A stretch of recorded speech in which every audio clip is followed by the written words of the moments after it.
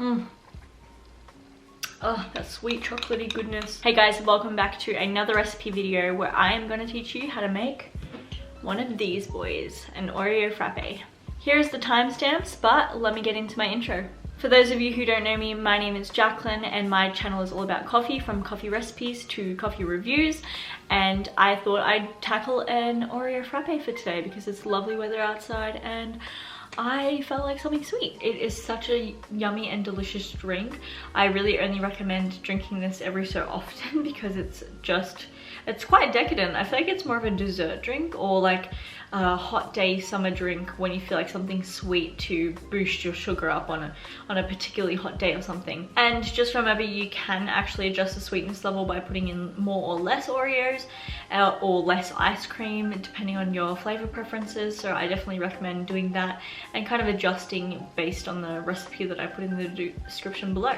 And I actually really love this recipe when I'm feeling like something sweet. It just hits the right spot, and I am also getting my coffee fix at the same time because I put the coffee in, and so I'm not missing out on my coffee fix for the day if I have this drink. But if you love cookies and cream ice cream, or you love anything cookies and cream flavored, chocolates, whatever, this is definitely the drink for you because it's exactly like drinking basically a Oreo frappe melted ice cream kind of drink. Like, it literally tastes like melted cookies and cream ice cream, but it's got that hint of coffee in there as well, which is awesome. Not to mention, this recipe is quite simple because of the fact that you only need to round up a few things from your kitchen. If you have Oreos on hand, perfect, but that will be the main ingredient. So if you don't have any, you will need to go and grab some. Just even a single pack is fine, and you can use 2 to 3 Oreos or even 4 Oreos if you decide that's what you want. Here's what you'll need. And to be honest, I don't always stick to the rules of a recipe. I just kind of go with what I'm feeling. If I want more or less, if I'm having a particularly sweet tooth day, then I'll put more Oreos or more ice cream. But I'm just gonna give you this recipe as a basis, so here it is. What you'll need is around 4 to 6 ice cubes. You can use 1 to 2 small scoops of ice cream, vanilla ice cream. And then you want a coffee component as well. So you want to have either espresso or strong brewed coffee, or even some instant coffee if you prefer that. And if that's all you have on your hands at home, then that's completely fine too. And then I would go no more than 4 Oreos, otherwise it will be really decadent, depending on what you like, of course, because of course you can go above and beyond. And especially if you're making for more than one person, of course you can adjust that as well. And then you will need some milk too. So you want to start off by adding in your Oreos by gently crumbling them in. You don't have to really break them down. I'm sure the blender will do that just fine for you.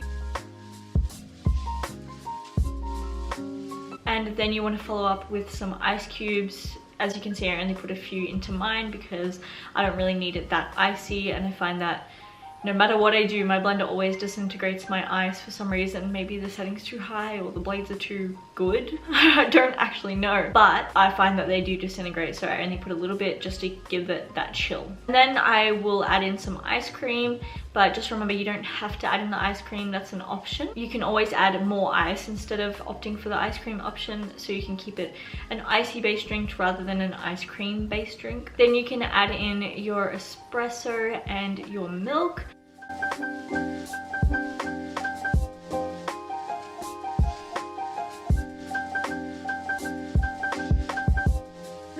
You can adjust your milk depending on how many people you are making for. I think I used around 300 to 600 milliliters to fill up this one because I actually didn't have enough milk in the blender when I blended it together, and I ended up adding a bit more to this glass right here. And if things aren't blending enough, you can always add a bit more milk or ice or whatever it may be to help liquefy things a bit more. And also, just a note here, if you want it to be more thick or want it to be more thin, then you can adjust the ice cream as well. So I would add more ice cream to make it more like a milkshake or thick shake consistency. And then if you prefer it as just like a drink, like something simple to sip on, closer to drinking a milk shake rather than a thick shake, then you can definitely take down the thickness with subtracting the ice cream a bit. And then after you've poured it into your drinking vessel, you can go ahead and top it off with whipped cream. Then you can add an Oreo cookie, or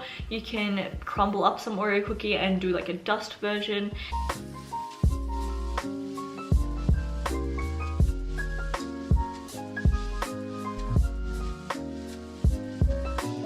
add some, you know, chocolate sauce on top if that's the kind of thing you're after. I actually made this recipe on my Instagram and I used gold leaf to put on top of my whipped cream, which looked so pretty. So I definitely recommend trying that out as well. It's so much fun.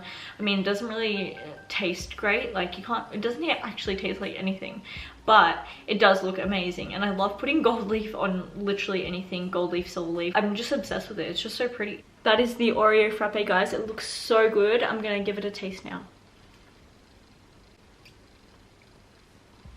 Oh, that sweet chocolatey goodness. That is really good. It hits me right in my chocolate loving soul. That's like dangerously good. I don't think I should have these very often because honestly I'm gonna get huge and just roll around and drink this all the time because that's how damn good it is. I love it. Wow. I mean, I can't really taste the coffee in this one because the Oreo flavor is so strong, but I think if you put maybe instant coffee or really strong brewed coffee, it may make a difference. I used espresso, but I only used about, I think it was 45 millimeters because there was still a bit left over from when I actually poured it in. It looked right to me. I just wanted to get in enough coffee, but you can always put up to 60 milliliters and make it nice and coffee-tized. There it is, guys. Really awesome drink. You can obviously make this for any time of the weather. You could probably make a warm version of this somehow as well. I mean, like melting down Oreos. I honestly don't know. If I find out a way, I will let you guys know. But basically that is all for today's video. I hope you guys enjoyed this recipe and that you were able to make it at home.